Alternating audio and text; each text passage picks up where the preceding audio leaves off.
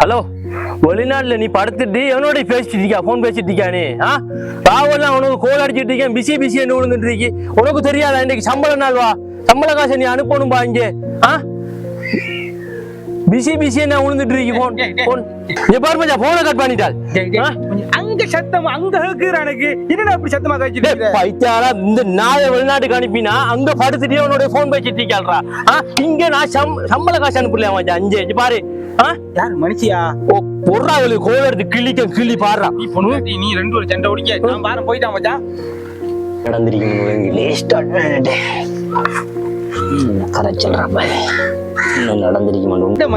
அங்க ரோட்ல அவனோட தங்கச்சி ஒரு ஜாயா கழிச்சிட்டு இருக்கான்டா. என்னன்றா இழிவா கழிச்சிட்டு இருக்கான். அங்க அவனோட செஞ்சு இவனோட செஞ்சு வேலை. என்ன மச்சான் பிரச்சனை? அவனுக்கு இதுகள் தான் வேலை. அவன் என்ன பிரச்சனை? நான் பொண்டாட்டிய வெளிநாட்டுக்கு அனுப்பிட்டான். சரியா?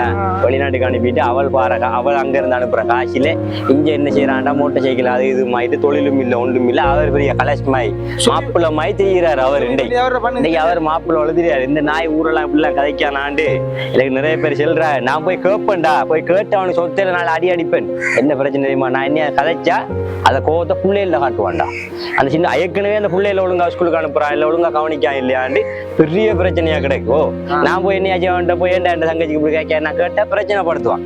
இவனோட மாதிரி ஆட்கள் ஒரு 1000 ரூபாய் காசு உழைச்சி பொண்டாட்டிய காப்பாத்த துப்பு கட்ட நாயலுக்கெல்லாம் கல்யாணம் முடிச்சு கொடுத்தது நம்மட தப்பு மச்சான். முதல் காரியம் விளங்குதா? ஒரு பொம்புல தாய் தகப்பன்ட்ட கஷ்டப்பட்டு போட்டு புடிச்சுட்டு போய் நல்லா அரைக்கலான்னு 1000 கணவனோட ஒரு கல்யாணத்தை முடிக்கிறேன். ஆனா இந்த மாதிரி கேவலங்கட்ட நாயல் அவளுகளை வெளிநாட்டுக்கு அனுப்பி அவளை அனுப்புற காய்ச்சல ஐசியும் கஞ்சாவும் அதுவும் இதுவும் அடிச்சுட்டு ஊர்ல இருக்கிற பொம்புகளுக்கெல்லாம் கொண்டு கொடுத்து விட்டு அவளோட கேவலப்படுத்தி கதைச்சு கேச்சு அவளை தப்பான வழியில போய் திடுறாள்றா. என்ன செய்யுதுன்னு ஒன்றுமே விளங்குது இல்லை. பாப்பா அவள் வெளிநாட்டுல இருந்து வந்து சேரட்டு என்ன செய்யறே?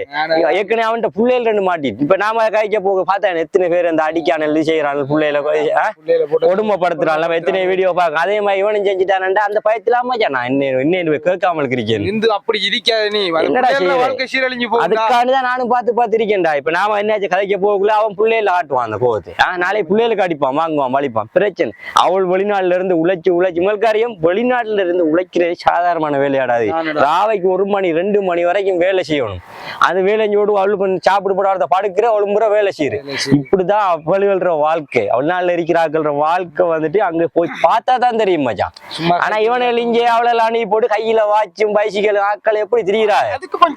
அப்படி மாப்பிள்ளமாய் திரியிறா. ஒரு 1000 ரூபாய் காசு உள்ளச்சு துப்பு கட்ட நாயல் செருப்பால் அடிக்க வேண்டாம் அவனால. இந்த ஒரு வீடியோவையாச்சும் ஷேர் பண்ண சொல்லு ஒருத்தனாச்சும் என்ன செய்வான்? கொஞ்சமாச்சும் திருந்துறதுக்கு ஒரு வாய்ப்பு இருக்கு.